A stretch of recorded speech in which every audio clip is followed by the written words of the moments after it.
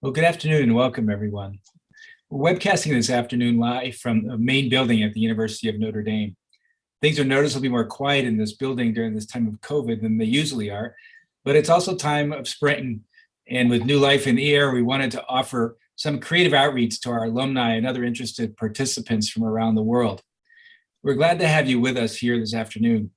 My name is Father Dan Groody, and I'm Vice President and Associate Provost here at the University of Notre Dame. I'm hosting this podcast, which has emerged out of a class that I teach here on campus called The Heart's Desire in Social Change. It's been a wonderful adventure to work with students throughout this course. And as we've offered it to older people as well in our Inspired Leadership Initiative, many of people who just retired from a career, we found that what most draws people to campus and builds community is having meaningful conversations about things that matter. In this process, we'd like to explore some interesting questions with you. It's noteworthy that in the Gospels, Jesus is asked 187 questions.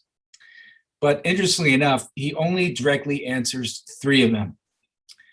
But in return, he asks over 307 questions, which means that for every question he answers, he asks over 100 questions. So our hope here is to explore interesting questions that make us better people and that lead us along the path of meaning, of purpose, and of mission, ultimately in ways that connect us more to God, to others, and to our true selves. These are questions like, how do I make good and wise decisions? How do we discover the desires that are deepest within our hearts that help us make the world a better place? And how do we find a better flow between our inner lives and our outer world? As we explore these questions, we seek to examine the terrain of self-awareness, of self-development, and ultimately self-gift. This is another way of saying that we're seeking to find the path that leads to authenticity, to integration, and to mission. The podcast will officially start tomorrow, but as part of this, we're thrilled to share a series of live conversations with all of you. Today, we'll be exploring questions with Sara Martinez, and in the coming weeks and months, we'll be with a number of other distinguished people, including Lou Nanni, Parker Palmer, and Richard Rohr. We've been so pleased by the amount of interest in this program since it was first announced last week.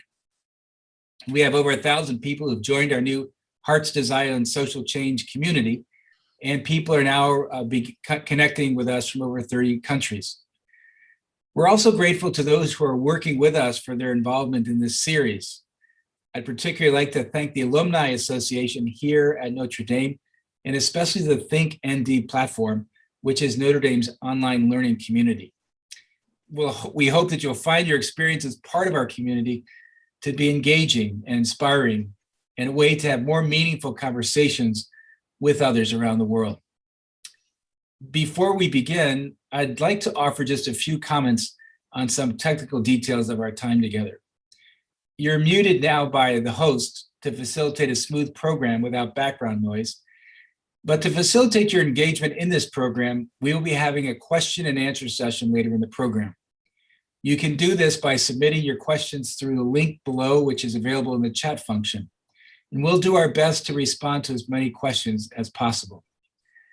We also highly recommend that you use the speaker view in Zoom, as that will highlight our speakers as they come on the screen. This week, we're delighted to welcome Sara Martinez Tucker to discuss her work and her experience with the Heart's Desire and Social Change. Sara's a personal friend, and I've been glad to know her for many years. First, through our initial contact at the Institute for Latino Studies when it started here at Notre Dame in 2000. Sara is on the board of fellows at Notre Dame and is also a university trustee. She's also a former chairman of the University of Texas System Board of Regents. A more extensive bio of her many positions and accomplishments is available on our webpage. But in brief, she's worked in corporate America as a regional vice president for AT&T's Global Business Communication Systems, and has been the CEO of the National Math and Science Initiative. She's also been the CEO and president of the Hispanic Scholarship Fund, and she was the undersecretary at the U.S. Department of Education under George W. Bush. She was born and raised in Laredo, Texas, and earned her bachelor's degree with honors in journalism at the University of Texas at Austin. Among her many awards, she holds honorary doctorates from the University of Notre Dame, from Boston College, and from the University of Maryland. So welcome, Sara. It's so great to have you with us here today. Well, thank you, Father Dan. It's always nice to see you, and I hate that we're doing it by video, but it is always good to be with you. And somewhere in heaven, my mother is smiling that you gave such a long introduction of her daughter. Well, great. Well, Sara, this theme of the heart's desire and social change, I think, runs deep here on campus, and we're continuing this chapter and exploring this together. And one of the things that got this course started was that students were looking for meaning and purpose in their lives. And they said, can you journey with us in exploring that further? And one of the ways we started was by looking at the questions that they're asking, but then by paying attention to some of the foundational experiences that have shaped their lives and are kind of leading them where they're going. So I just maybe thought we could start with your background and talk about some of the foundational experiences that you've had that have shaped your own journey.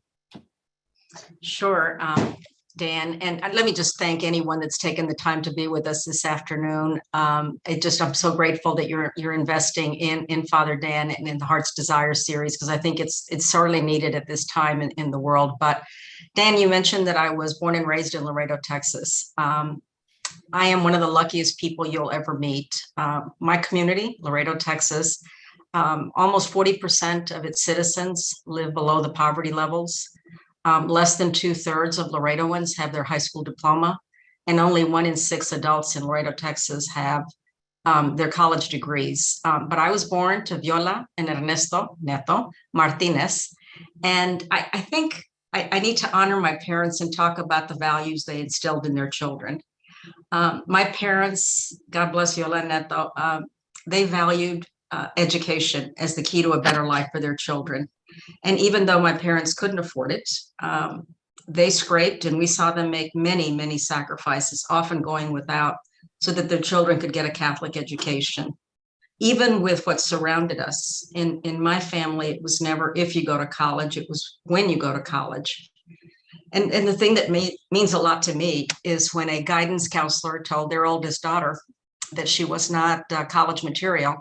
They were angry enough to take matters into their own hands and fight to get me, help me find my way to college. So they valued education as the key to a better life. My parents also valued self-reliance. One of my earliest memories of a serious conversation with my parents was when I was 9 years old. And Viola and Neto sat us down, my brother and I was 9, he was 7.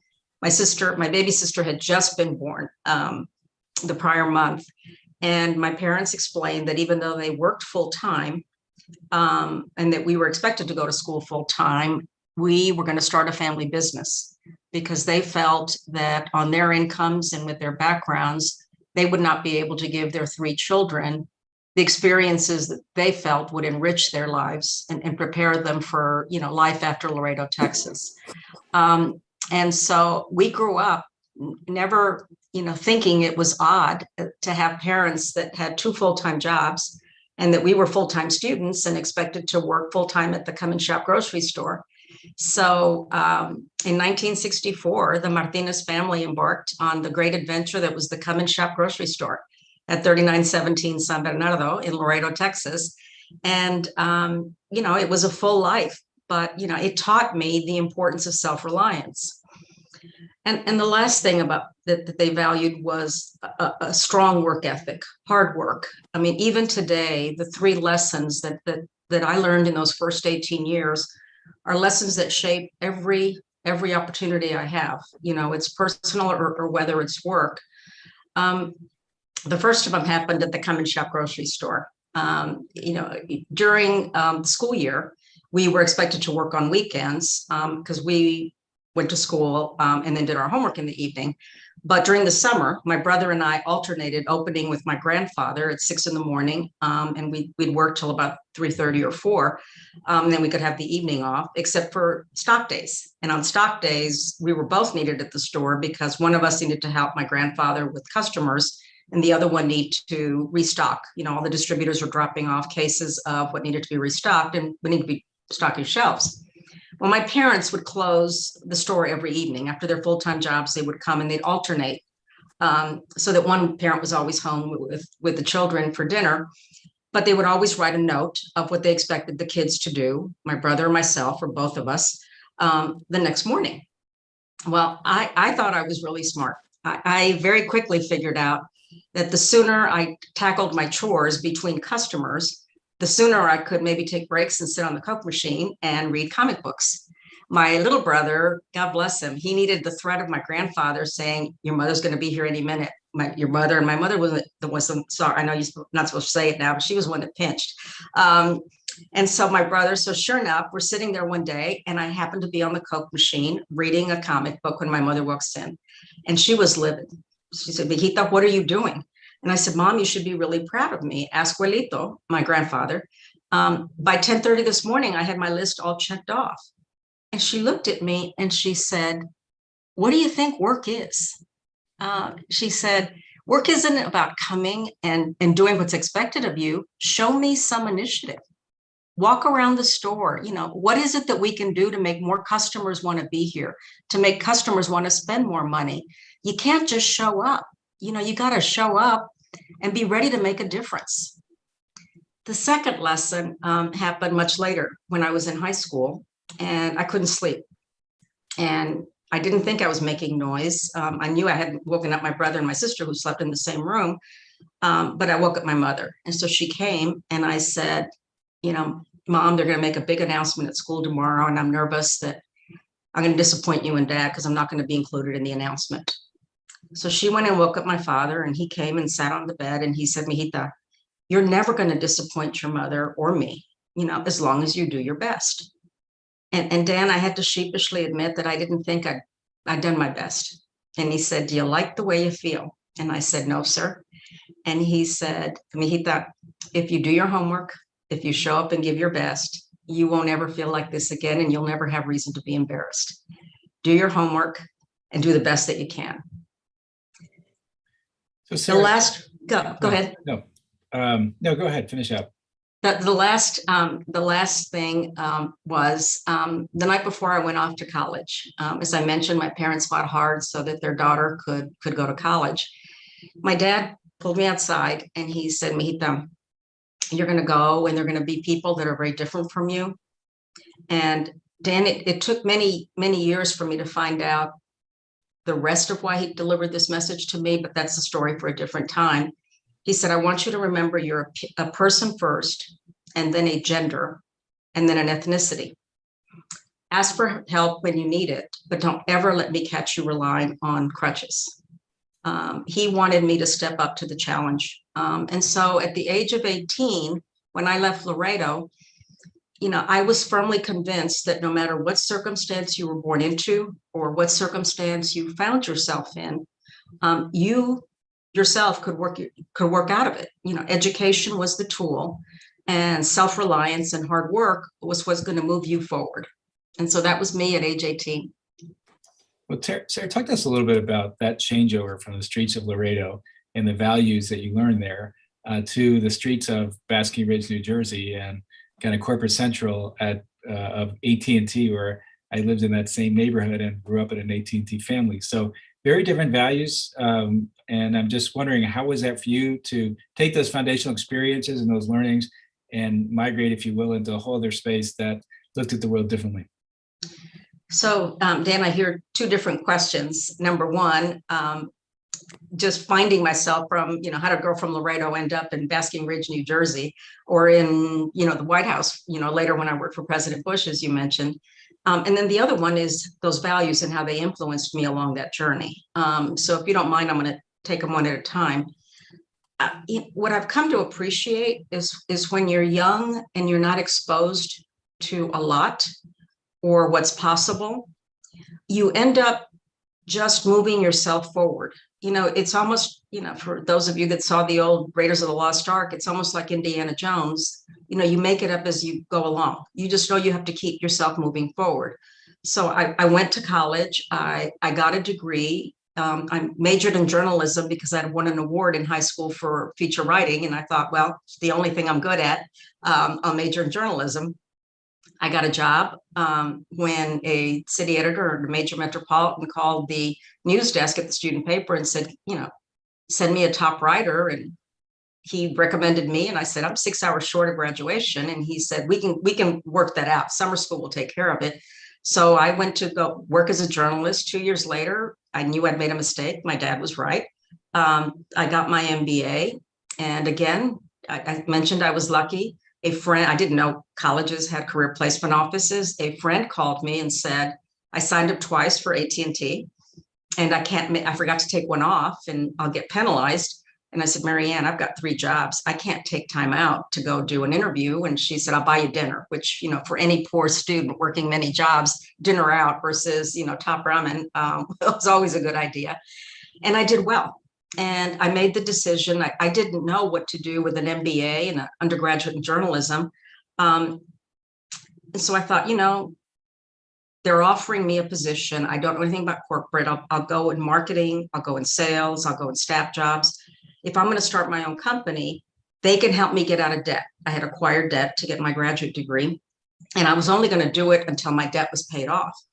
But it turned out to be the adventure of a lifetime. And the things that I learned at the Come and Shop Grocery were really instrumental in my career at AT&T. I found that if I showed initiative, many of my colleagues as I grew up at AT&T would say, my job in the morning is to, walk in and see which way the sales are blowing and then just line up my vote that way. And I didn't. I like to challenge conventional wisdom. I also, I did my homework. I never showed up at a meeting unprepared. And I try to do my best, and whether it was a presentation or a sales pitch or whatever I was doing. And at the end of the day, I'd like to think I stepped to the challenge. And for a kid from Laredo, Texas, in, at that time, one of the largest companies, it was the original AT&T, Ma Bell as it was called, for me to find myself moving across the United States, I was 25 years old and I had never left South Texas. And now I'm living in Minneapolis, living in California, living in Arizona, living in DC, living in New York. It was the adventure of a lifetime. And I met my husband there. But there's something about turning 40 that has you do a reset. And this is introspection that I got only much after it happened. There is no doubt in my mind that when the Bell system saw me, as an MBA student, unbeknownst to me, the consent decree had been mandated on them. I'm sure they saw a female who was Hispanic, a twofer.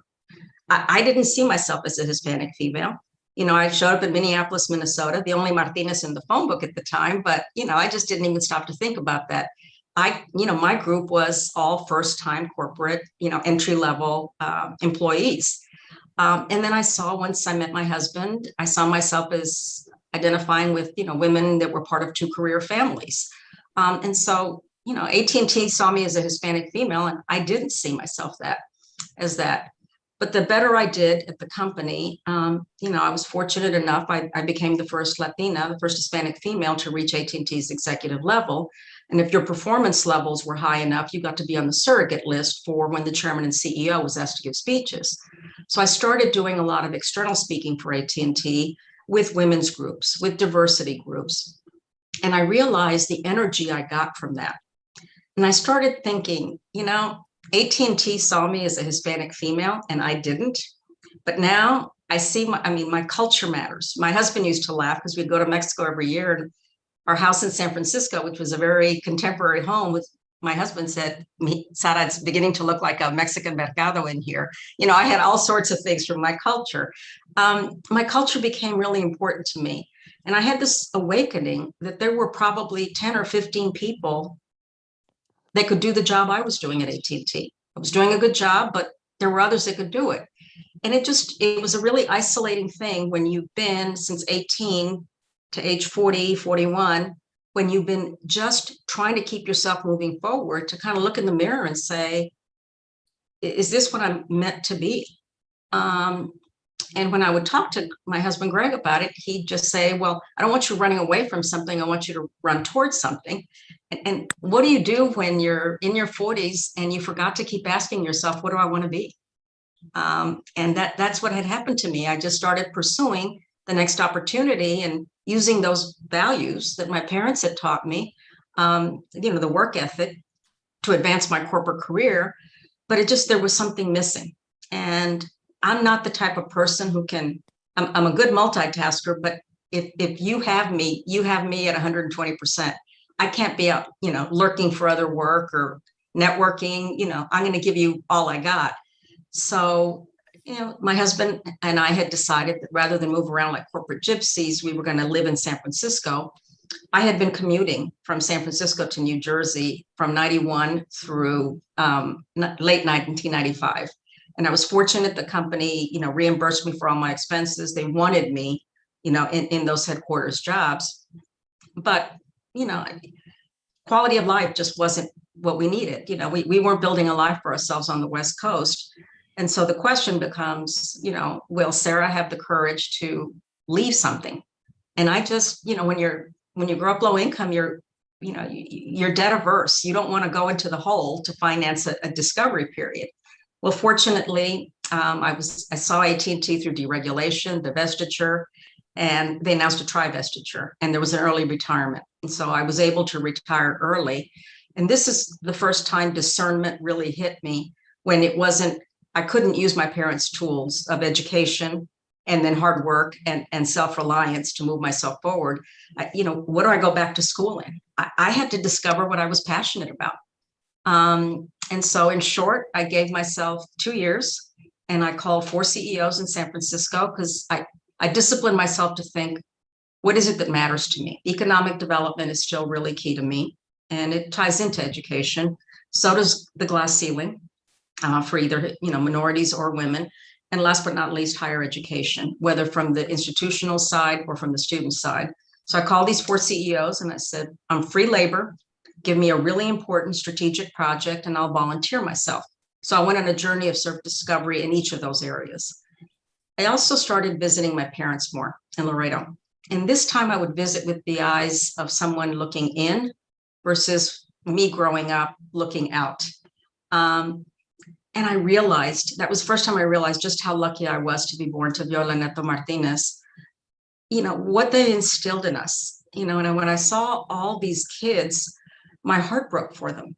And I just, sometimes my mother used to say, mijita, te estás ahogando en un vaso de agua. You're drowning in a glass of water. I was overwhelmed by this feeling of almost guilt. How did I make it when these kids just don't stand a prayer? And that's when we could not have children. And I knew how badly my parents wanted them. And I thought, how do I honor my mom and dad? And I said, what if I could find a way to turn that compassion into helping others like me become more self-reliant? And that was the birth of my commitment to Hispanic education, which is, expanded significantly since then. But at least what I would say to people is, heart's desire sometimes doesn't come easily, but if you put yourself on a journey where you can find your voice, which I think I did as a journalist, where you can find your talents, which I think I did at AT&T, and then you discipline yourself to find out where those two intersect with your passion, then that's when you can fully be. And that's what, I'm often asked by kids when I speak at college campuses, how did you know to major in this, to make this career change? And the answer, like I said earlier, I didn't know. I was just making it up as I go along, but I was fortunate enough that in those experiences, I found my voice, I found my talents. Most importantly, given the values that my parents raised me with, I found where they intersect my passion, my heart. And I think that's what gives people passion. This is one of the big themes, to try to find out what's the connection between those deepest desires of the heart and the needs and challenges of the world. Yeah. One thing we come back to a lot with our students is to really ask the question of whose story are you living? And there's a lot of default narratives out there.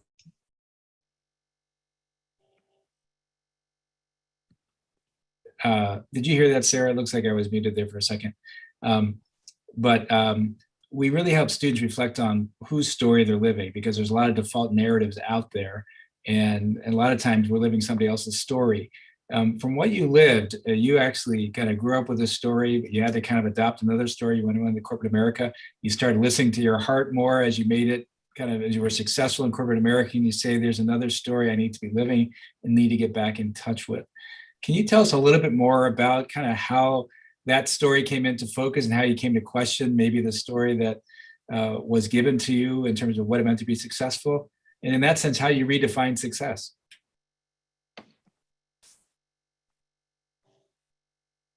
I think you're muted, Sara. Somehow we all got muted. I didn't mute myself. Yeah, maybe okay. I offended I offended somebody. It's our inaugural broadcast, so that's all right. Oh, okay. It's interesting. My dad used to say to me, Mijita, I don't understand corporate. My parents did not have college degrees. He said, but as long as you're happy. And I said, well, Daddy, do you have any advice for me? And he said, the one piece of advice I'd give you is always take jobs that have quantifiable objectives, because that way nobody can take your results away from you.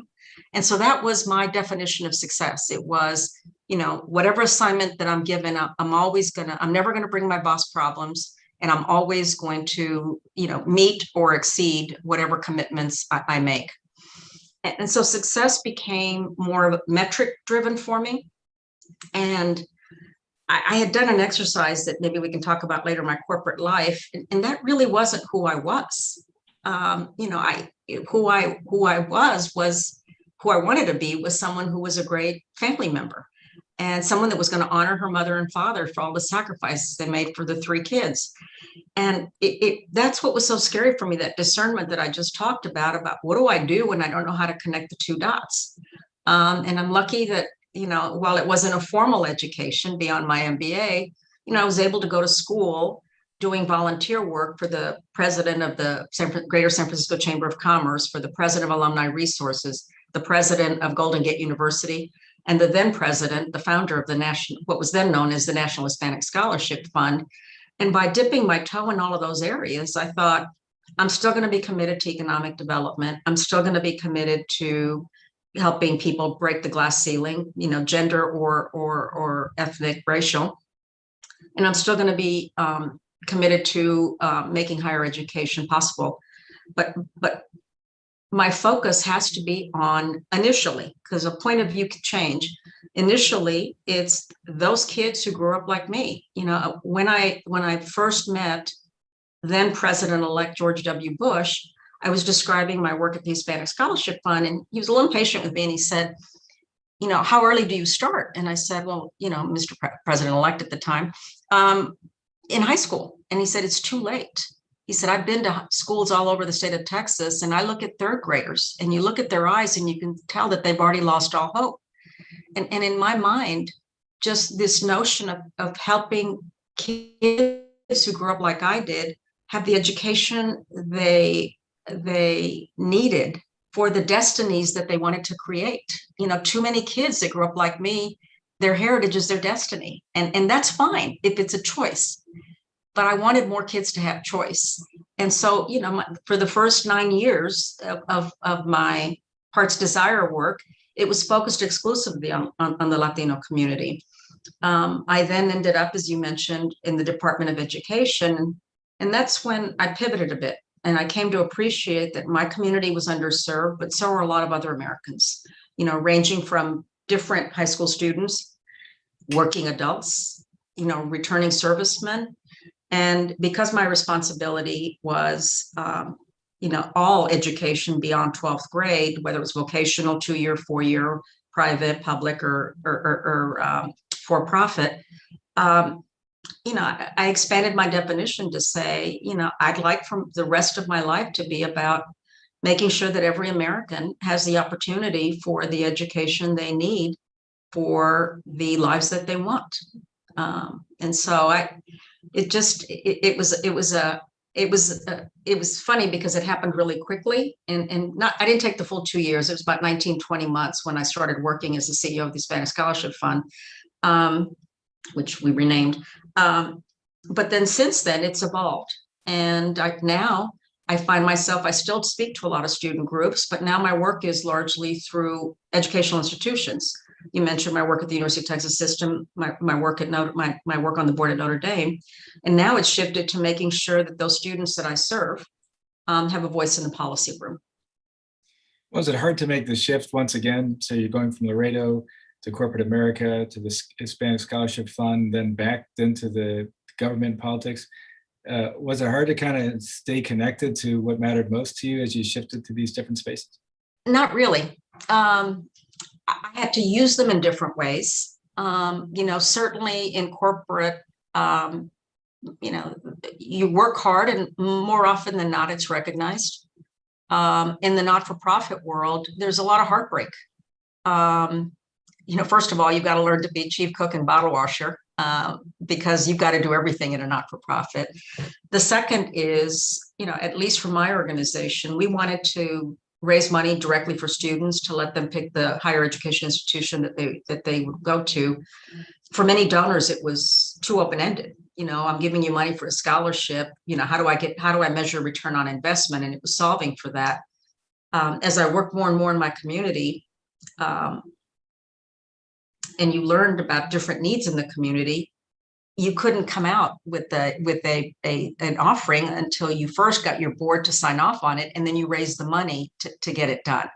And so you take that lesson of self-reliance and hard work, and you've got to learn patience with that, because you've got to be able to stay with it until you're able to deliver all the products and services that the students you're there to serve and their families get. In the Department of Education, it's a very political environment, and getting things done often is not. I used to tease, but it's the truth. Some days progress in DC was measured by, can you stop the other side from advancing on what they want to do, which was very foreign to me. As someone who grew up measuring her self-worth by the work that I was doing, getting rewarded for stopping the other side just didn't make me feel good. So you have to find a way. And at least I went there to, especially if any of you listening are college students, how cumbersome the federal application for free student aid is. And my goal was to simplify the FAFSA. And of course, the credit crunch hit in 2007, 2008. So the urgent became very important, and I had to put a back burner to it. But it was meeting the needs. I just, at that point, I again remembered that I was there to give a voice to the kids that I served. And so my mantra became, I don't want kids getting a letter from the federal government saying you're entitled to, and then not to be able to go get their federal student loan. So it was about creating a way to make sure that they didn't lose their opportunity if they'd gotten as far as getting accepted to college.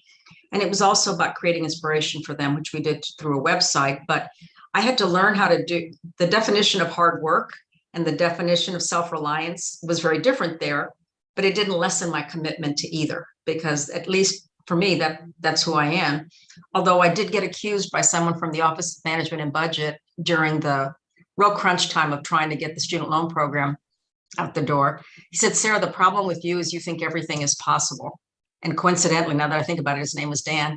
And I said, Dan, what kind of world would it be if we didn't wake up every day thinking everything is possible? So I think maybe I rubbed some people the wrong way because I just had that can-do attitude. But you just use them in different ways, the skills that you have. And I'd like to think that my mom and dad, their eyes twinkle up in heaven as they see their kids trying to live to those values of self-reliance and a strong work ethic. Sara talked a lot about sort of the work you've done and the positions you've had, but we also recognize that underneath this are different values and really a spirituality that's at work. One of the things we do in the class is really help students reflect more on who they want to be, not just what they want to do. I wonder if you could talk to us a little bit about this connection between your own inner work and outer change, and what are some of the spiritual practices that have helped sustain you over the long haul? I don't know if it was Ignatius Loyola, but somebody said, if your work is truly inspired, it's never done. And I think, probably, no, not probably, most definitely, I'd say, being in this space for social change is hard work, and you've got to stay grounded with it. And there has been progress. It's hard for me to believe this, but even with a late start at age 41, I've been at that intersection between higher education and underserved communities for 25 years. For those of you doing the math, yes, I will turn 66 soon. On Sunday, everybody, just so you know. We've made progress, but it's incremental progress. And so when I could celebrate that, I got I still am raising money for my old not-for-profit. And I helped them recently get a gift from Lilly Endowment of $50 million. And I can celebrate that, but I think of all the work that needs to get done. So, you stay grounded by recognizing the stretch in front of you. It's also humbling when you don't feel like you're being effective in giving the students you're there to serve a voice in the boardroom. Because that's who I'm there to advocate for. But I remember, if I'm going to honor my mother and my father, what helps me stay grounded is they wouldn't want me to give up. They want me to show initiative. They'd want me to show up, to do my homework and show up prepared. And they'd want me to step up to the challenge. So that's how I stay grounded. My spiritual practices, it depends on how dire the situation is. Sometimes, I'm too ADD for yoga or meditation, but I do find that I calm down significantly if I just, St. John Bosco used to do a lot of different prayers, but the one that resonates most with me is Mary, Hope of Christians, pray for us. And there's something really healing for me to just sit there and just, as I was doing when I was waiting for you to introduce me, Mary, Hope of Christians, pray for us, Mary, Hope of Christians, just so that I could slow my breathing down. If it's a little more dire than that, then it's, the Hail Marys that do it for me, that calm me down. And then when it gets really, really dire, I was fortunate enough to inherit my mother's Virgens, virgins. And so in my California house, I have her Virgen de San Juan. Up here, I have her Immaculate Conception Virgin. And so I light candles and I pray. During this pandemic, you've heard me say this before, I think being connected to the Holy Cross, in addition to, the sacraments, Greg and I, my husband and I, have been more disciplined about recognizing the novenas and the holidays and the opportunities. And there's something really affirming about participating in these novenas, in these Stations of the Cross, in these retreats, even virtually. And so I connecting with my faith in a way different from, the practice of the sacraments and really engaging my faith. And, at the end, I've got to remember that the best way for me to ground myself is in our Catholic faith. I mean, if we're all made in the image and likeness of God, and if our Catholic faith teaches us that, we're united, we're unique, but we're equal. And if we as Catholics believe that, in him, all things are brought to completion, then I have to believe that my God is, as well as the Blessed Mother, are working with me to make sure that that we're all seen as equal, even if we are unique. And that, that we believe that all of us have the ability to reach completion. Sarah, I have one more question before we actually shift to the questions of some of our guests here today. One of the things we do in the Heart Sara class is we have students towards the end of the class walk through the cemetery here on campus, Cedar Grove. Okay. And we have them look at the tombstones and we have them reflect on their own experiences of death. But then we have them reflect on and write their own obituary. And then they actually have to think about what they would want to put on their own tombstone. And then we reflect on the difference between what David Brooks calls resume virtues and eulogy virtues. So what's the difference between the values that we use to get ahead in the world and ultimately the values by which we want to be remembered? So I wonder, what would you want to put on your tombstone? And I know you've actually worked on writing your own obituary in a different context. I wonder if you could tell us a little more about that. Well, I should have never told you this story, but I did. I flunked my first obituary. I'd never forget. I had just been promoted to director and I was going to get to go on my first officer retreat at AT&T. And one of the first exercises we did was as a group, they asked us the facilitator for the retreat asked us to write our obituary. And I got done really quickly. And I'm looking up and I'm seeing that my colleagues are writing furiously. So I'm sitting there thinking, I hope I didn't blow this assignment, but I looked down and I reread it and I thought, that's what I want on my tombstone. So sure enough, the first person got up and he said, I'm going to be the one that made private line profitable. And then he proceeded to describe all the steps he was going to take in making, private line AT&T profitable. I'm going to be the one that's going to find a way to introduce the business unit concept, with this amorphous network that was the AT&T network. And I'm sitting there and I'm listening and I'm thinking, I can't make it up now. I'm never going to catch up. And then I thought, I just need to say who I am. So I stood up and I said, at that time I was not married. No, I just got married. I said, Sara Martinez Tucker. And I would like my tombstone to say, she was a great daughter. She was a great sister.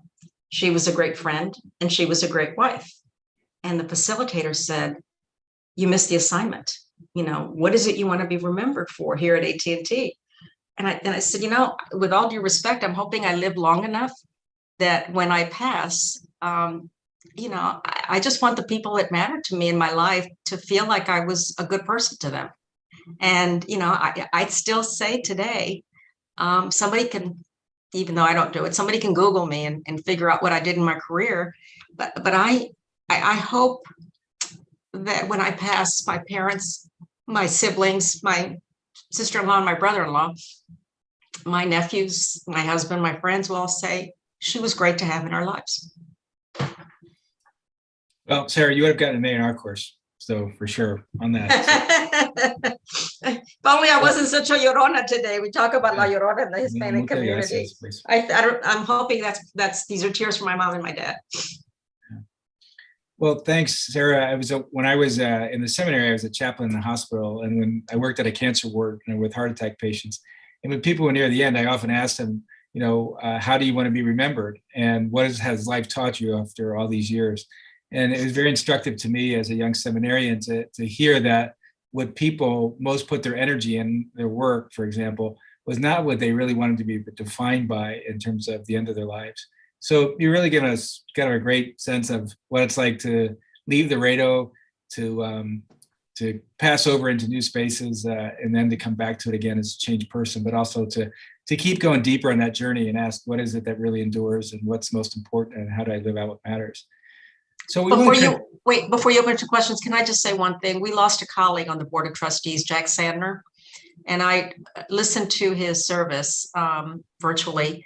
And, that was a life well lived, because what we heard during his eulogies was, the adopted kids and how he dedicated himself to his children. And if I needed any reaffirmation that is a life well lived, Jack Sandner, thank you. Well, great. Well, I'd like to open it up a little bit to some of our guests out there. I know we have some questions for you, so I invite you as well to continue to submit questions through our chat function if you'd like to address them to Sara. But Sara, first, we have a question from Ohio that is really about engaging youth in academics. What happens when there's little motivation and people don't take advantage of the opportunities they have? How do you kind of stoke the fires and really get people motivated? I used to run into that situation a lot. It's a great question. I just assumed, and this is why they say you should never assume. I am so sorry. I silenced my personal phone, but I didn't know how to silence my landline. So hopefully you'll hear me over my ringing phone. I just assumed that if I showed up at high schools to talk to kids about what they needed, what I thought they needed, which was education, that they would get excited. And I could not get any energy or any enthusiasm. So I started thinking maybe it's because they don't identify with me. I'm an older person. And so I started getting in the habit of reaching out to local scholarship recipients, ideally someone that had gone to that same high school. Even that wasn't working. And I realized in my community, particularly with the quality of many public K through 12 schools, there was no way to connect where they were learning in the classroom with the work that was being done. And so we retooled ourselves completely, and I had to have a lot of help with this to start getting them to think about what things they enjoyed doing, whether it was something as insignificant as they like to play games on whether it was computers or a personal device, and the education that was required for gaming. It was learning to have speakers that were doing interesting things at work, and then having them tie it back to the education they needed. so that for many of my kids, they just don't see the value of the education they're getting and the connection to the work that's possible. And so for me, it became about how can I make a connection for them that gets them excited and then helps them understand why this basic math is needed for this next level of math, which will blow the door wide open on what's possible in a career in this field. So it's connecting pursuit of academics with what's possible with that education you're receiving. Okay, wonderful. Sara, another question that comes through here is related to failures and how failures can teach us. We actually have students write a failure resume in their class, which kind of really goes against the grain of what many people are trained to do and often socialized to do in terms of talking about successes. Are there any failures you've had in your own life that have really kind of been instructive for you? Everywhere I've been, other than my parents, I've been fired, and it's not part of my narrative because much as my father didn't let the fact that he was denied housing when he was in the military, moving across the United States, he didn't let that define him. It's hard, particularly. I don't know if it's my female or my Hispanic nature, but I'm taught to identify, it's with my work. And so if someone fires me because they don't like something I'm doing, I view it as a personal failure. And it's hard to dig yourself out of it. But I tell people this all the time. Once you pick yourself up, not the first time, when it happened the second time, I thought, holy cow, it's me. And I turned really inward. Once you realize that there are all opportunities to do something different, I've loved everything I've done. Whether it's, I can look back now and say it wasn't a mistake to get a journalism degree. I did learn something being a journalist. It wasn't a mistake for me to go to corporate America. I learned a lot there. I've learned something everywhere I go. So if you can turn it into a learning experience. And the other thing is, and this is a sports analogy, but this is something my husband used on me and it worked effectively because one in particular really stung. And at that time, I used to like the Dallas Cowboys, and they had a quarterback named Troy Aikman, and he'd started at Oklahoma and then gone to UCLA. And by coincidence, the coach at Oklahoma that he didn't get along with was, who ended up with him at the Cowboys.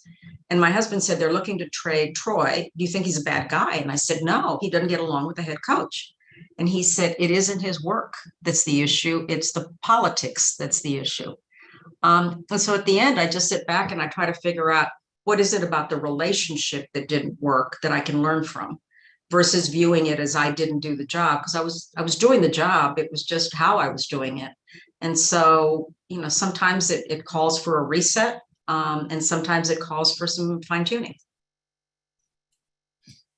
Thanks, Sara. Sara, there's another question here from Colorado, and it notes that when you stepped down from your business career, obviously you retired from a senior position, and we assume that the financial security and stability was really no longer a major concern. What message might you have for those who really want to pursue their heart's desire before they have that visible success or security? And what kind of courage or resources or support do you think are necessary for people to risk venturing out on that path? That is a great question. And I don't know if they still offer a course called Leadership and Social Change at Notre Dame. And I do, and I learned this, Dan, from who I saw be most effective in Washington, D.C. And it was those people that were not reliant on the political party in office for their sustenance. I mentioned that both my husband and I grew up low income. And so one of the things we did along the way was we pocketed anytime either of us got a bonus or stock options, we pocketed that because it is a huge difference in what I was earning in corporate America and what I was earning at a not-for-profit. Quite frankly, it was the same. Even the difference between I was earning at a not-for-profit and what I was earning as the U.S. Undersecretary of Education was a big step down. So if at all possible, if you're like me and you don't know your heart's desire yet, and you can work and discipline yourself to live as frugally as you can without, taking away from the enriching experiences that you want for yourself and your family, and pocket and build a nest egg that you can live off of. I think that'll help tide you through. The other thing, though, is you find that things matter less when you're not in that corporate lifestyle. And so you learn to kind of readjust somewhat in your spending, but it's an important issue that has to be addressed.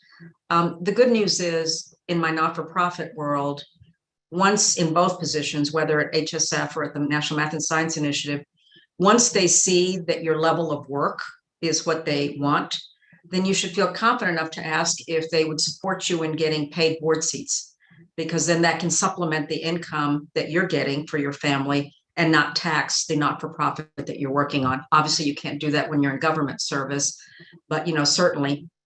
Or if you're not yet experienced enough to go on corporate boards, if you can take on writing assignments that pay. And I think the important thing is to reassure your boards and your associates that you're not taking time away from the cause that you're there to advance. Well, thanks, Sara. This next question comes from Tennessee, and it's really, first of all, it makes note of just your vulnerability. So thank you for being vulnerable and sharing your story. There's so much of a premium in our culture today put on one's career and one's accomplishments. How do you stay grounded in the courage to be more than your career, and that balance to be just who you are, even when the world around you doesn't really value it or appreciate it? It's hard. It really is hard, and I'm blessed to have a spouse who loves me in spite of myself, and he often says to me, if you don't respect them, why does it matter so much what they think of you? And as I said, it's hard, when I am who I am and I'm trying to be who I want to be. It's difficult to respect, or it's difficult to acknowledge that there are agendas out there that have nothing to do with you, and you just don't fit into the narrative that they want. It's easy for me to say thank you for not having me feel embarrassed about the fact that I cried two or three times on this call. So I appreciate that comment, but it's one of the things that I struggle with the most. How do I pick myself up when being who I am is someone that's not appreciated? My mom and dad love me. My husband loves me. Yeah, I mean, that's really a course. That's something that comes up very much in the course, is that the heart desires love. If we know we're loved, we can sustain anything. If we really don't feel we are, it's hard to really endure anything. Yeah, or when my nephews, their eyes light up when they see me, or when I'm with young kids. One in particular in St. Helena, California, when she sees me and her face lights up. It reminds you that you're a human that's a good human.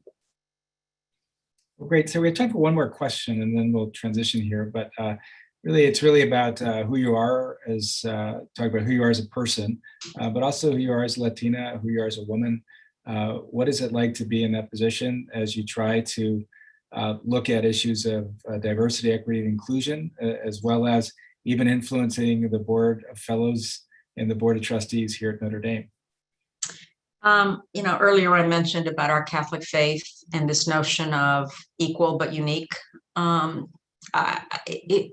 will confess that sometimes I struggle, because I do think the Latino community, much like we've seen with the Asian Pacific Islander, the African American community, the LGBTQ community, many communities have suffered. And, sometimes you want to make sure that they're all getting attention, not just the latest incident.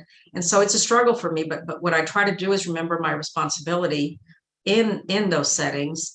Yes, it's true that I have a responsibility to my community, be they female or Hispanic, to speak up, but I'm also an American. And at the end, as an American, I have to speak up for all Americans that I think are marginalized.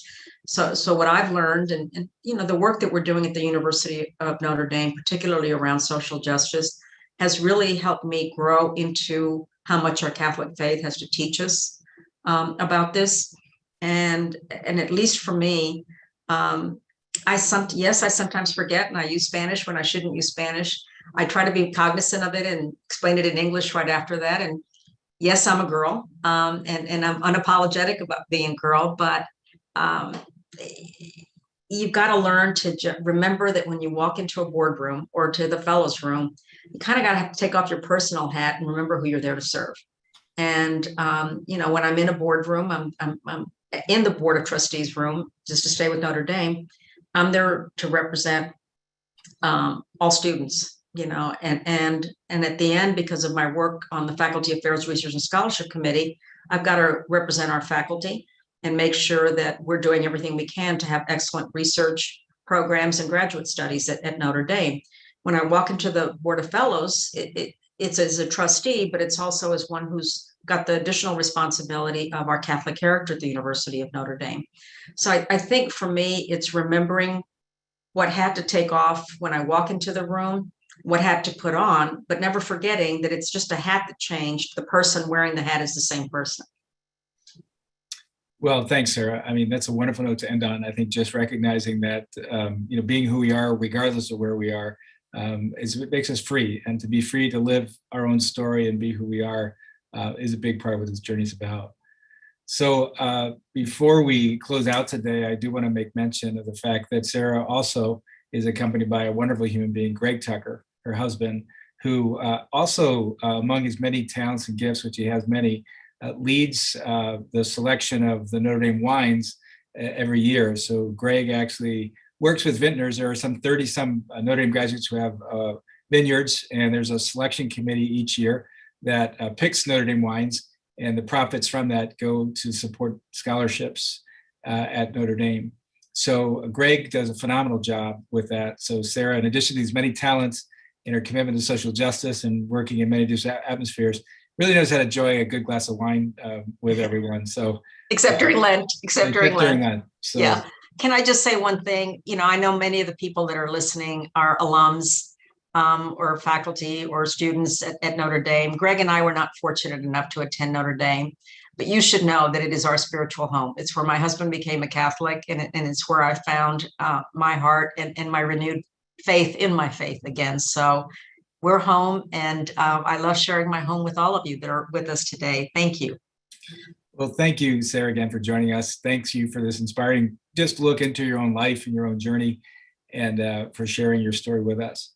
So as a reminder, next week we'll have Lou Nani, who's the Vice President of University Relations and also former Director of the South Bend Center for the Homeless, who will be with us to continue this conversation. And also remember that the first 2 episodes of the podcast of The Heart's Desire and Social Change will launch tomorrow. And you can visit the podcast website at heartsdesiresocialchange.com to learn more.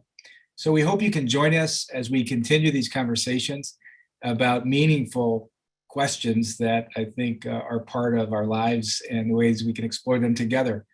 Also, please feel free to share this series with your friends. We're also accepting registrations throughout the entire program.